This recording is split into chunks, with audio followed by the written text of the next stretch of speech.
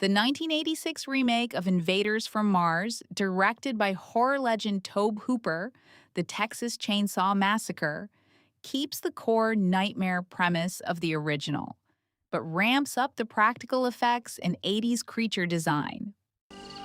Will this even last? Yeah, this should be The setup, Shit! Jesus, that's bright. a boy's nightmare. The story follows 12-year-old David Gardner, a space enthusiast living in a quiet suburban town. One night, during a spectacular meteor shower, David witnesses a glowing spacecraft land in the hills behind his house.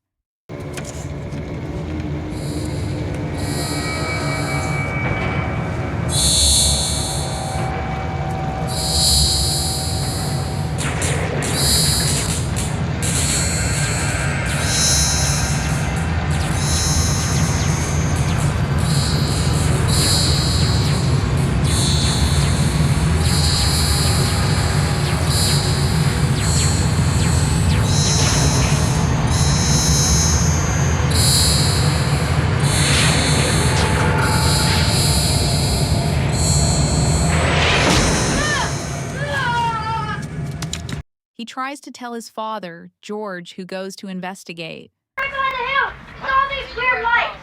Come on, come on! Quick! Look at that lightning! Run! And it was really bright!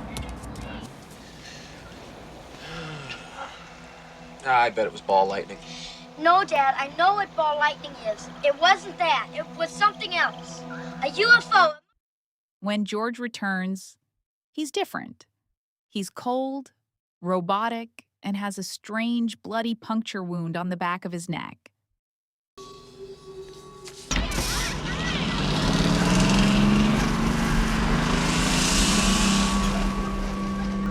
So had your parents sign them for the field trip and return them to me first thing in the morning. Run it back! David Gardner, this may be the way you behave at your house. But he's your... This is not the way you behave in my classroom. 1, 2, 3, 4, 5. Magazine, David Gardner has gone ahead and cut himself. And it probably serves him right. Oh, yes. Thank you.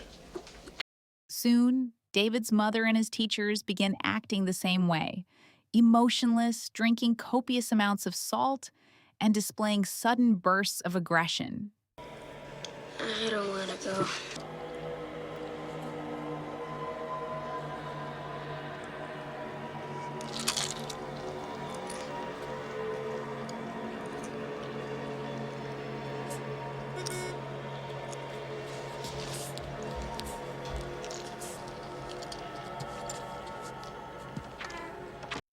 The Infiltration. David realizes he is the only one who sees the truth.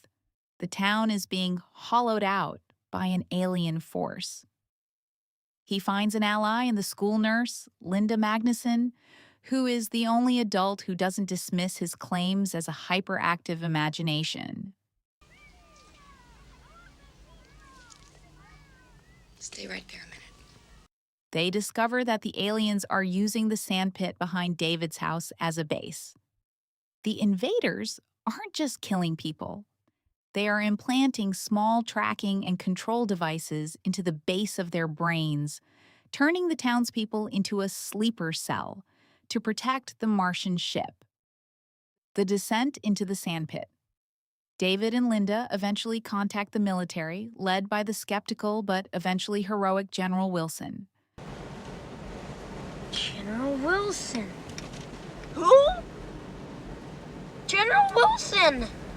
Unlike the 1953 version, where the military is portrayed as purely efficient, the 1986 version leans into the chaos of a full-scale alien confrontation. The military raids the sandpit, and David and Linda are sucked down into an elaborate, organic, and pulsating underground Martian hive. This is where the film showcases its massive creature effects. The drones, large, multi-eyed bipedal beasts that do the heavy lifting. The Supreme Intelligence, a giant, stationary, brain-like creature that controls the hive mind. the climax, and the loop. The soldiers engage in a frantic battle with the Martian drones using grenades and high-powered weaponry. David manages to sabotage the ship's internal systems, triggering a countdown. He and Linda narrowly escape the underground tunnels just as the spacecraft explodes, seemingly destroying the Martian threat. The twist ending. David wakes up screaming in his bed. His parents rush in, comforting him and telling him it was all just a bad dream. The relief is short-lived. As David looks out his window, the dream starts again. The same meteor shower begins and the same glowing ship descends into the sandpit. The film ends on a high-pitched, terrifying note as David realizes he is trapped in a recursive nightmare, or that the invasion is truly inevitable.